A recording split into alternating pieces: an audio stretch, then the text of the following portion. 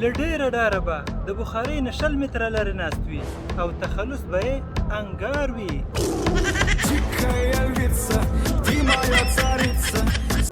که عقل چېرته په بازار کې خرڅېدلی نو دا جنکۍ چې کله دوکان ته تلې نو داسې به ویلې: وروره لږ ارزان یې راته ولګوه، هر وخت یې هم تا نه اخلو.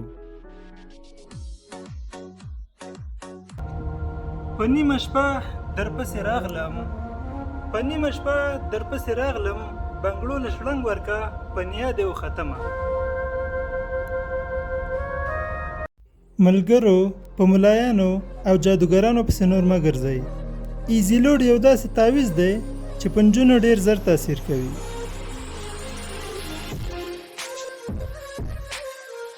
نه پوهېږم چې هغه څنګه خلک دي چې د خپلې ښځې لپاره د ټولې دنیا سره جنګ کوي.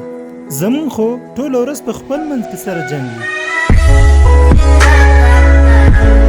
او دا ځینې ښځې چې په غیبت کې سمې ستړې شي نو بیا وایي: خورې خوله مې مه راسپړه، پرېږدی په موږ یې څه.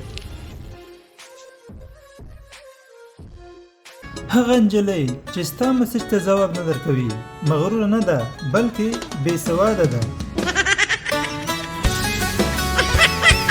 و یو سړی چې په واده کې نه پرېښود نو بیچاره به د دیوال نه ورکتل او میلمنو ته به ویلې: په غوري څلور کښېنئ ښه.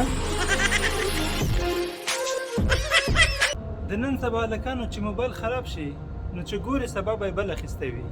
یو خو زمونږ وخت و چې یوه پکاڼۍ به رانه وچاودله د هغې نه به 6 دانې وړې وړې جوړ کړې او په خپله ټنډه به م ماتولې.